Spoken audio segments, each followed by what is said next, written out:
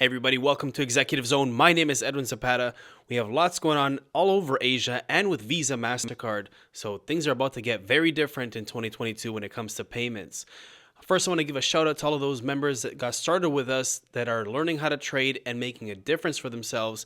And we're all starting to learn NFTs because that's clearly not going away. So without further ado, let's take a look at the charts and see how things are doing.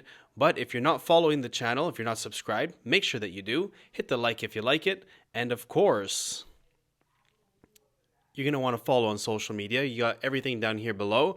I'm on mostly Instagram and TikTok. So if you're not following on Instagram, TikTok, it's Executive Zone, executive_zone, and I'll see you there. So let's take a look at the charts. Here we got Bitcoin. Bitcoin at the time of recording this is just shy of 43,000. We're sitting at 42,923. And I'm no TA expert. I'm just sharing from the little bit that I've learned.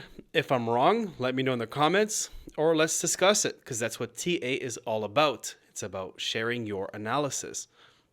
From the looks of it, we seem to be having a decent support at around the 40, 42 range. As long as we stay above the 30s, like above 40 and we don't touch 30s, we're good, right? So we could hopefully see some things changing. I personally think, my own opinion, I think a lot of money is going to come back into the crypto space, but I don't think it's going to come back to Bitcoin like it did before. So when the volume returns, I don't think it's all going to be in Bitcoin like before, especially with all of this stuff about energy consumption and all that. I think it's going to go to other cryptos now that they see like how volatile it could be with something like Kazakhstan.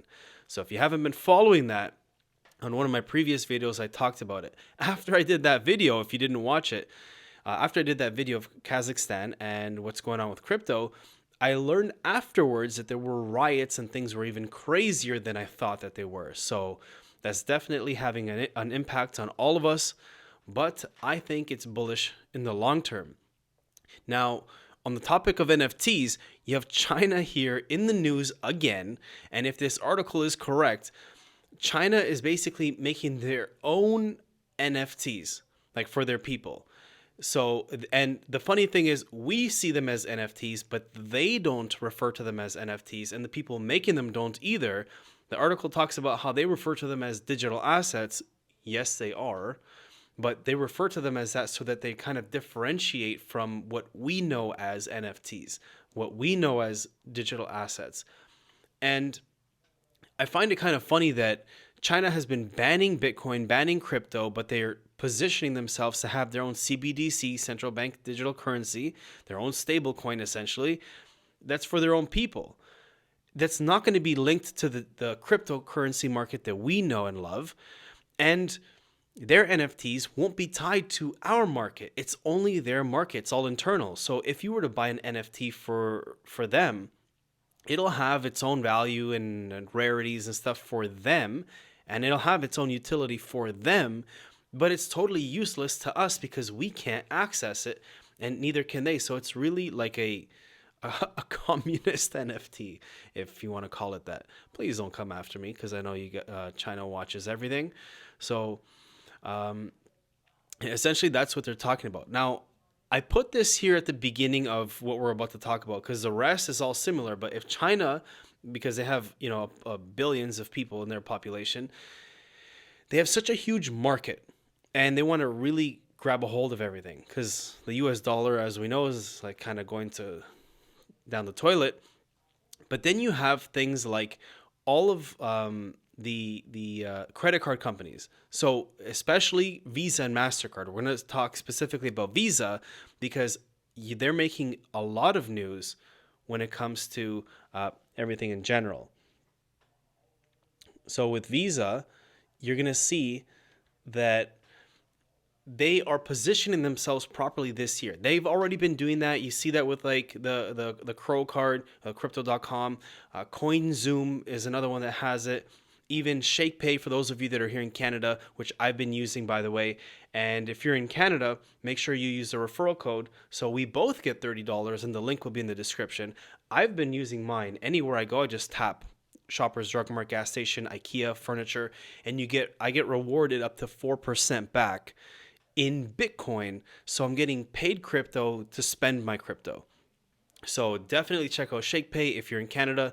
In US, you have crypto.com, which you can use here if you have enough. If you hold enough crypto.com, enough Crow coin, and also CoinZoom is another one. Not many people know about CoinZoom.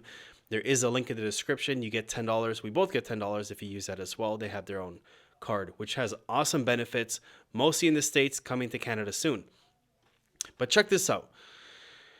With the credit card companies, you have them positioning themselves. Here, let's go here. You have them positioning themselves with the proper infrastructure and everything. Now, they are partnering with these countries over here. And when you see these countries, you really got to think to yourself, things are happening. I had it highlighted here somewhere. Anyways, it's like Canada, US, and Hong Kong. Man, I don't even remember now. When I find it, I'll show you. But all of these countries are having a big impact on credit cards, basically being partnered with crypto.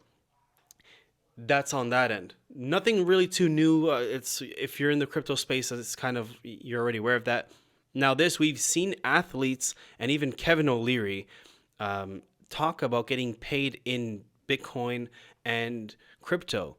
So when you have an article like this that's talking about 25% of small businesses plan to begin offering crypto payments, Visa is talking about this. I know that they don't just mean like crypto transactions, like me showing you the Visa card. I know that they're referring to things like people getting paid wages in crypto, people basically exchanging. It's going to be more utilized in the world. We already see El Salvador, they're buying crypto. Every time the dip falls, El Salvador is buying more. Venezuela, thanks to crypto, they're able to survive because their currency is trash right now. So if you're from Venezuela, let me know in the comments experience that you've had or your family back home, because all of their crypto, their currency is called bolivars, if I'm not mistaken. It's all in the wind. They just toss it. It's worthless, totally worthless. Now, this was the list of countries that I was looking for. My apologies. I thought it was in the other article. So these countries, like, look, US, Canada, yay, go Canada, Brazil, Singapore, Hong Kong, these countries and many more are looking to do more things with payments in crypto and digital currency. Even here in UAE, so people in Dubai, Singapore, and so many more. In my previous videos, you have Russia, China, Canada, US, and so many more talking about CBDCs. So the playing field is totally changing. That's not a secret. You can see it right here. And then you have this out of India, where you have this huge they're going to do their own Ethereum ETF on the market. So you have India that had totally previously banned crypto altogether, and then Vitalik donated a bunch of crypto to help them with like relief, like billions in crypto in crap coins and meme coins, and it basically helped them out. Ever since then, they've softened up to crypto, thankfully. They haven't totally made it legal, but they've started to do things like working with different regulatory bodies to put different things in place to make it more accessible to people. So they're not fully playing ball yet. But when you have a big thing like this, talk about creating an ETF, a futures exchange ETF, which is like the largest or like first one outside of the US sort of thing, like of this magnitude, and it's in India of all places.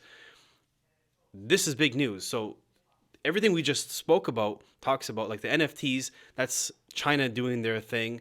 But either way, they're warming up to it. They just, I guess, want to have control in their own space. My own opinion, I think eventually they're going to open up to the world. They just want to have roots with their own thing, because they're like, hey, we want you to use ours first before you touch the rest of the world. It's going to happen. You're not going to stop it. They can ban it all they want. The people are going to have access to it one way or another in China. And their NFTs don't have access to ours. But one day, maybe it will. So you have that. Then you have India with this.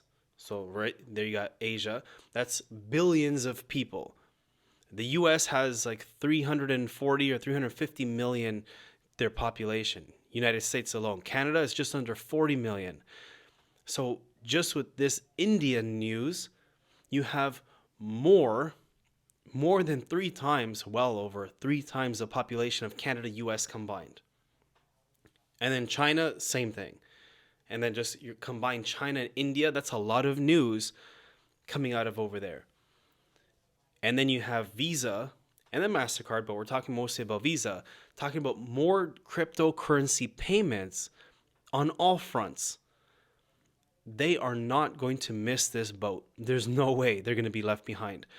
And things are going to get a lot shakier for companies like Visa and MasterCard because they have to make a shift over to new systems. But this is going to create a totally new revolution, especially as Web3 comes out more and the power gets put into the hands of the people. You're going to see new Visas, new MasterCards, new everything.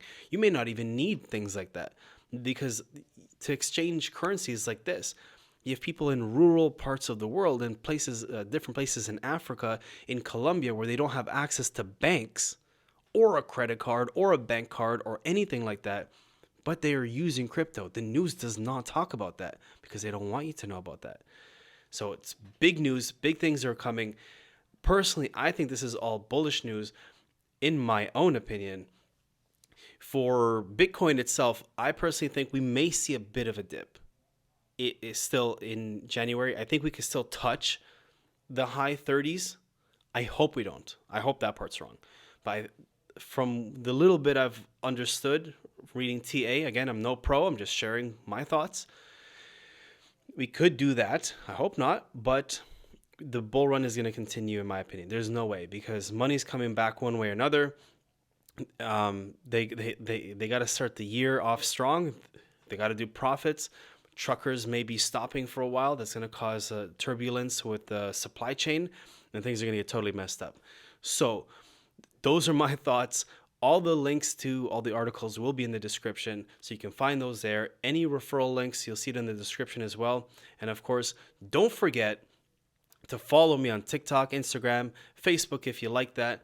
And if you liked the content, make sure you hit the subscribe and the like. My name is Edwin Zapata. This is Executive Zone, and I'll catch you in the next one.